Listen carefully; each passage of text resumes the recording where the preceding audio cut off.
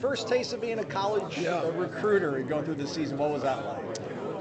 You know what, man? It was fun. It was fun getting to go around, just meeting the kids, meeting the parents, developing a relationship, meeting the high school coaches, and obviously, all culminated in today's events. Obviously, the four guys we got are the guys who we think will be really, really great for our program. Missed on one, but that's the way the game goes. You can't dwell on it, just wish them the best, but get ready to pull all into, the guys who we signed today. Do you not know about that miss until it happens? Like, is there a feeling when you wake up, or are you watching that like everybody else in the world and wondering what's going to happen? Yeah, you never know. Sometimes, you may know, sometimes you may not know. The situation today happened, but it's, like I said, we got the guys who want to be here. We got the right fit guys for our program, and we're looking to do everything we can to make sure that they're successful. Charles Lester, the ever humble and modest Charles Lester, how excited are you to get that kid on the field and just, the way he carries himself off the field, might be different than the way he kind of flashes on. Absolutely. Like I said earlier, a lot of people probably see the flash and dash, but if you really know the kid, he has substance behind him. He's a family guy. He's a smart kid. He does well in school. And every time you talk to his high school coaches, they talk about his football IQ. So the substance is there. He wants to be great. He wants to be more. He wants to learn. And I'm excited to work with him, man, because he has all the potential in the world. One of the most athletic guys in his class. His ball skills are impeccable, and he has all the tools to be a really, really great one around here. You and Ron going to have to arm wrestle for him? Like, is Ron going to want to play some offense? Because we heard he's capable of doing that. I mean, good help the guys out there. He is. He's a tremendous athlete, but I think he's going to make his mark on the defensive side of the ball. Now, once he learns the defense, then maybe he can move over. But right now, strictly concentrating on corner. I guess the fun part for a kid like him is having all the kind of publicity and all the spotlight. But when he comes to campus, I mean, how do you manage a kid that's so young to put pressure on him to succeed early on, but also to know that it's a process and it might not click day one for him? Like I said, the kid is made of the right stuff. On top of the social media and all that jargon, he's made the right stuff. He has, he has a backbone, and like I say, he wants to be great. He wants to work. He wants the pressure of coming in knowing that, he may have to play early, and that's the kind of guys you look for. The guy who's willing to put in the work, get in the playbook, study playbook, and just be a guy of great character and be a great asset to the DB room. Everyone that comes to Florida State has high aspirations. How do you manage those NFL hopes and everything, and let them know that it's going to be a process and just follow and trust? Absolutely, you have to earn it. Nothing's given around here. You have to earn everything, and that's the kind of guys you want in the program. Guys who's going to come in willing to work, willing to garner that respect from the older guys, and just willing to do everything to get on the field, no matter what position it is. And I think we have the right form for that. Kai Bates, what impresses you about that young man? Elite ball skills, elite playmaking ability. That's another guy who has an offensive background. So, that's the kind of guys you want in the room, the guys who are able to turn the ball over.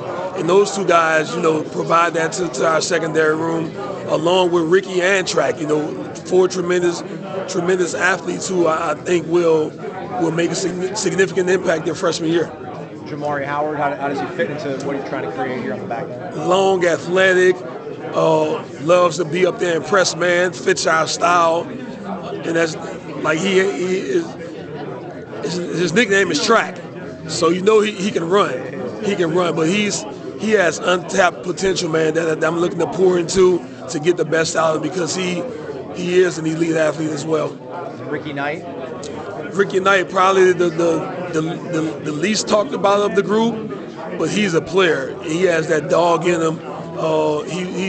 He's willing for the challenge. He wants to get up there and fight and battle and claw. That's what he's been doing throughout his whole career. And just excited to get him up here, man, and see another guy who's a real cerebral football player that's going to bring a lot to our room.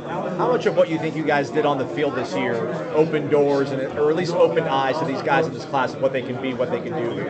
I think a lot. They saw the way we got up there, the aggressive nature of our defense, the way the guys had fun, the multiple players that we played on defense, and they know that you come here, you're going to have a chance early on to get some playing time. And just the way that the guys conduct themselves, both on and off the field, I think that's something that kids want to be a part of. I know you went through all this a long time ago, but not that long ago with your son. Even from 6 years ago, has this game changed a lot?